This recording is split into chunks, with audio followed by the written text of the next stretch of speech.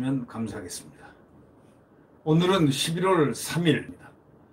또 문재인 대통령의 긴 침묵을 얘기를 하는 기사가 나왔습니다.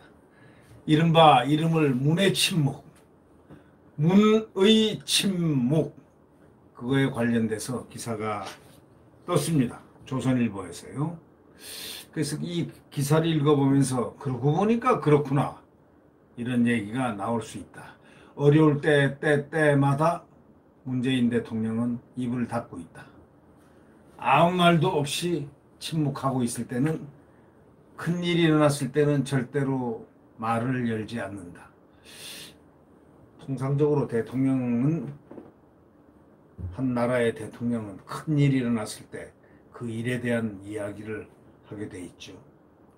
처방이라든가 또는 그 일의 과정이라든가 전망이라든가 이런 걸 내놓으면서 어떤 문제에 대해서 국민들에게 안도를 시키고 이상적인 선을 제시하고 이렇게 하는 법인데, 이 문재인 대통령은 위기 때라든가 어려울 때, 어떤 문제가 있을 때는 입을 전혀 열지 않는다, 막 이런 뜻에서 문의 침묵이다. 근데 이 문의 침묵이라는 이 말은 아주 멋있는 말 같아요. 문재인의 침묵을 문의 침묵이라고 했겠죠. 이 문의 침묵하니까 아주 제가 원래 좋아했던 그 시가 하나 있는데요. 한용운의 시 님의 침묵입니다. 근데 그거하고는 전혀 성격이 다른 문의 침묵이라는 그 기사가 나서 이렇게 보면서 생각을 해본 겁니다.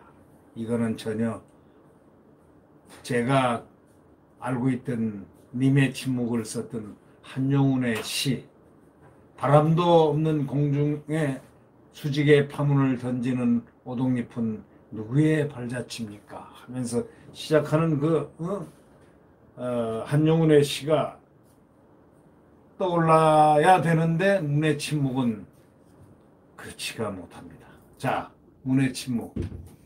이 더불어민주당이 전당원 투표를 통해 가지고 박원순, 오거돈 전 시장의 성추행 사건 때문에 치러지는 내년 4월 서울시장, 부산시장 보궐선거에 대해서 후보를 원래는 안 내기로 선언까지 해놓고, 왜? 당헌에 그렇게 돼 있으니까 당연히 내지 말아야 된다.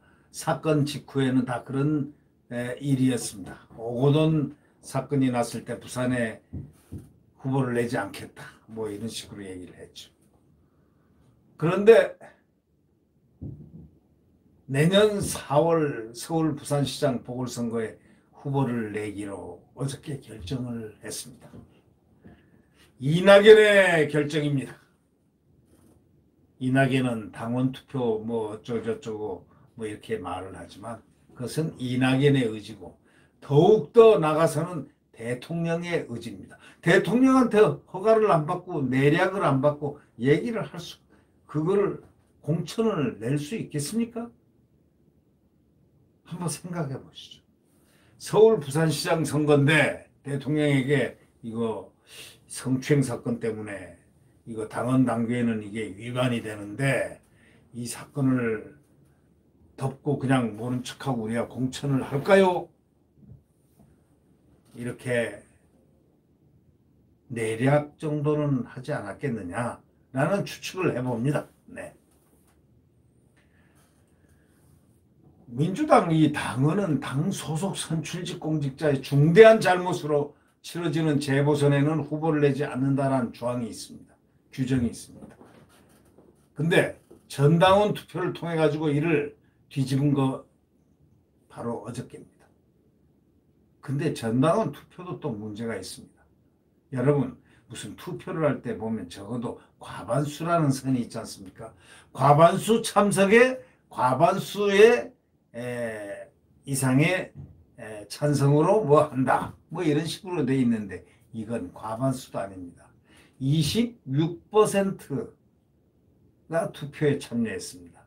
그러니까 결국은 74%는 반대한다는 얘기 아니겠습니까? 아니면 관심 없다 이런 얘기 아니겠습니까? 아니 그런 걸 서울시장, 부산시장에 대해서는 투표 안 한 사람이 74%나 됩니다. 그럼 그것을 따라야 될 텐데 전당원 투표를 통해서 뒤집어졌다 하면서 이낙연이가 발표한 거죠. 후보를 내기로 했다. 그러면서 재밌는 하나의 모습이 있습니다. 국민 여러분, 부산시, 서울시민 여러분께 대단히 죄송하게 됐습니다. 죄송하게 됐다는 짓을 왜 합니까? 죄송하다고 말해야 될 그런 행위를 왜 하느냐 이 말이죠. 그리고 그 여성분들께 죄송하게 생각, 성추행 당사자 그 피해를 본 그 피해 여성들께 참 죄송하게 됐습니다. 미안합니다. 이렇게 했는데 미안할 일을 왜 합니까? 왜 하느냐? 딱 하나 이유입니다. 뻔뻔하기 때문입니다. 양심이 마비됐기 때문에 그렇게 할 수 있는 거 아니겠습니까? 2015년 민주당 대표 시절에 대통령이 뭘 했느냐? 문재인 대통령이 당대표를 했다 이 말입니다. 그때 이 당헌 조항을 만들었습니다. 이 당헌 조항이 어떻게 만들어졌느냐? 특별히 혁신위원회를 가동시켰습니다. 혁신위원회. 당 혁신위원회. 왜? 대선에 나가야 되고 이 당이 그렇지 않으면 국민의 지지를 받을 수 없다. 이런 생각에서 혁신위원회를 만들어가지고 거기서 이 당원 조항을 만들었던 겁니다. 그런데 단 한 번도 실천하지 않고 그냥 싹 어저께 뭉개버렸습니다. 저는 이낙연 대표가 신비를 유지하려면은 당대표에 가지 말아야 됐다라는 생각을 언젠가 한번 피력을 한 적이 있었습니다. 몰라야죠. 사람이 저걸 자기의 진면목을 몰라야 그래도 국민들이 모르니까 이렇게 지지도 하고 뭐 그럴 거 아닙니까? 이제 이낙연의 진면목이 다 나타났지 않습니까? 지금 당대표 이낙연은 없지 않습니까? 그저 친문 하면서 이 비율을 맞춰가는 그런 듯한 그런 모습이 바깥으로 보이는 것. 그래서 드디어는 서울, 부산에 후보를 안 내겠다 해놓고 내야 되는 상황. 그리고 미안하다고 머리를 조아리는 사과. 머리를 조아리는 사과를 왜 합니까? 그런데 문재인 대통령은 바로 자기가 만든 규정을 딱 그냥 뛰어넘고 그걸 삭제를 하는데도 불구하고 침묵하고 있습니다. 청와대 관계자는 뭐라고 했느냐? 공천은 당에서 결정한 사안으로 청와대가 언급할 이유가 없다고 딱 발을 내밀었습니다. 이 민주당은 서울시장, 부산시장 보궐선거 후보 공천을 위한 당헌 개정에 대한 찬반을 묻는 전당원 투표에서 86.64%가 찬성했다고 이날 밝혔습니다. 최인호 수석 대변인은 압도적 찬성률은 재보선에서 공천해야 한다는 당원의 의지 표출이자 후보를 공천하는 것이 책임 정치에 부합한다. 그런 이낙연 대표의 지도부 결단에 대해서 전폭적 지지라고 했습니다. 그런데 어저께는 말이죠. 26%가 투표율이라고 그랬습니다. 투표율이 26% 참여했다고 그러는데 오늘은 86.64%가 찬성했다고 그러고 투표에 참여한 26%는 언론에 나오지를 않습니다. 전당원 투표에서 86.64%가 찬성했다고 그러면 100%가 나와서 86.64명이 찬성했다가 되는 것인데 국민들은 여기서부터 헷갈리기 시작합니다. 전당원 투표에서 어저께 투표율이 26%다라고 발표했는데 국민들을 이렇게 눈을 가리고 있습니다. 이 최인호 수석 대변인은 압도적 찬성률이라고 그랬습니다. 자, 10명인데, 국민이 10명인데, 국민투표에 붙였다는데, 2명이 찬성해가지고, 2명이 국민투표에 참여해가지고, 2.5명이 참여해서 86%를 받았다? 그걸로 그 안을 통과시킨다? 참 부끄러운 이야기죠. 그걸 잘 모르겠습니다. 그럼 26%가 오늘 싹 사라졌습니다. 86.64%가 전당원 투표에서 했는데 전당원이 참석했다는 얘기로 들리거든요. 압도적 찬성률은 재보선에서 공천해야 한다는 당원의 의지 표출이자 후보를 공천하는 것이 책임 정치에 부합하다. 이런 이낙연 대표의 말 한번 음미를 해보십시오. 이 대표는 후보 공천이 불가피한 결정이라는 그런 취지를 이해해 주신 당원들에게 감사하다고 했습니다. 가장 도덕적이고 유능한 후보를 찾아 세울 것이라고 했습니다. 아니, 성추행에서 한 사람은 죽고 한 사람은 나가고 한 사람은 그래서 결국 그 두 자리가 유고 상태가 됐는데 그 유고된 자리에 가장 도덕적이고 유능한 후보를 찾아 세울 것? 도덕적인 걸 찾으려면 도자를 사용하려면 도덕적인 걸 그런 말을 사용하려면 우선 당헌 단계에 있었던 후보를 내지 않는다. 중대한 일로 사임할 경우는 후보를 내지 않는다는 그 말을 따랐어야죠. 근데 도덕적인 말을 운운할 자격이 이낙연이가 있는지 모르겠습니다. 가장 도덕적이고 유능한 후보를 찾아 세울 것이라 했습니다. 민주당이 3일 당 중앙위원회를 열어가지고 당헌 개정을 완료할 예정이랍니다. 참 부끄럽습니다. 이낙연 지금 지지율 이재명하고 보니까 동률이 돼요. 제가 보기에는 말이죠. 당대표가 지금 2, 3년까지 그냥 대선 지지율 제1위를 차지한 분이 소위 대세론을 유지했던 분이 당대표로 들어가서 저런 모습을 보이면은 결국은 이런 얘기가 있죠. 추락하는 날개는 끝이 없다. 그런 문장이 갑자기 생각나는 겁니다. 이 국민의힘 김종인 비대위원장이 이렇게 얘기했습니다. 성추행 피해자에게 석고대죄를 해야 할 민주당이 공천을 강행하니 기가 찰 노릇 아니냐 이렇게 얘기를 했는데 그건 맞는 얘기죠. 문 대통령의 입장을 밝히지 않은 것은 의도된 침묵이자 성추행 피해자에 대한 2차 가해다 이렇게 말했습니다. 여러분, 문 대통령이 입장을 밝히지 않고 있는 것은 의도된 침묵, 성추행 피해자에 대한 2차 가해, 그렇게 문 대통령이 2차 가해를 하고 있다.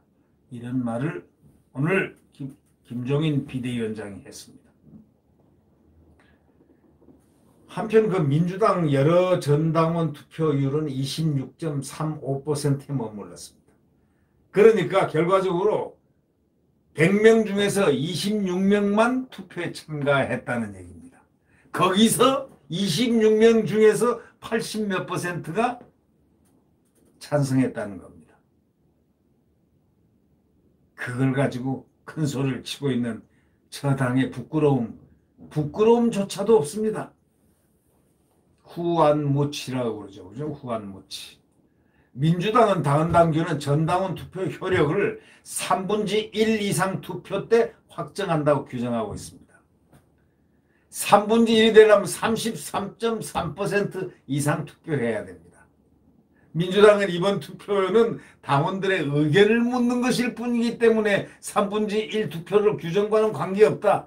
아주 부끄럽고 창피하고 뻔뻔스럽고 이거는 어디 쥐구멍이라 숨은 어린 아이들은 들어가 버립니다. 이럴 때. 정말 부끄러움이 없습니다. 그러고도 대통령 후보가 되겠다고 지금 길을 쓰고 있는 이낙연의 모습에서, 이낙연이 또 서울 법대를 나왔지 않습니까? 그리고 동아일보에서 참 특파원, 동경 특파원까지 한 사람 아닙니까? 아니, 그런 분이 전당원 투표의 효력을 3분의 1, 그러니까 33.3% 이상 투표 때 확정한다고 규정이 돼 있는데도 불구하고 그건 근본 원칙이다 이거예요. 원칙인데도 26.35%에 머물렀는데 투표율이, 그냥 의견 물어본 거다 이제 이겁니다. 그럼 웃기는 얘기가, 아까 86점 몇 %로 당원의 의견이 절대적으로 또 이렇게 얘기했잖아요. 그럼 투표 뭐하러 합니까? 투표 자체가 의견을 묻는 겁니다, 원래. 자, 트럼프하고 지금 바이든이 내일쯤 이제 결과 발표가 날 텐데, 이게 국민들한테 투표 자체가 국민의 의견을 묻는 겁니다. 이 말이나 저 말이나 똑같은 말을 갖다가, 이 국어 공부들이 제대로 안 된 분들이 아닌가. 이 학교 다닐 때 정말 공부를 했나? 서울법대 들어갈 정도 되면 이낙연 씨는 공부를 잘했을 텐데 어떻게 저런 말이 민주당에서 튀어나오나. 정말 창피하고 부끄럽습니다. 민주당은 이번 투표는 당원들의 의견을 묻는 것일 뿐이어서 3분의 1, 그거하고는 관계없다. 이런 얘기입니다. 결국 정의당도 이렇게 얘기했습니다. 자기네 이중대 당이라고 알려진 정의당까지도 알리바이용 당원 투표로 책임 정치를 스스로 폐기 처분하더니 이제는 절차적 정당성마저 폐기했다. 멋들어진 얘기를 했습니다. 정의당이. 그리고 문재인 대통령은 보이지 않습니다. 문재인 대통령이 보이지 않는 곳이 이것뿐입니까? 어려운 고비고비마다 보이지 않죠. 추미애에 대해서 말 한마디 하지 않지 않습니까? 구독 버튼과 엄지를 눌러주시면 감사하겠습니다. 내일 태양은 다시 떠오릅니다. 지금은 암흑의 시대, 광풍이 부는 시대일 수도 있습니다. 그러나 이제 그 시간은 점점 더 지나가고 아침 새벽 이 추위를 극복하는 새 태양은, 뜨거운 태양은 다시 떠오릅니다. 뜨거운 태양, 바로 그것이 자유민주주의가 숨쉬는, 시장경제가 숨쉬는, 한미동맹이 숨쉬는 바로 그러한 훌륭한 과거의 자유 대한민국입니다. 헌법의 대한민국 말입니다. 네, 안녕히 계십시오.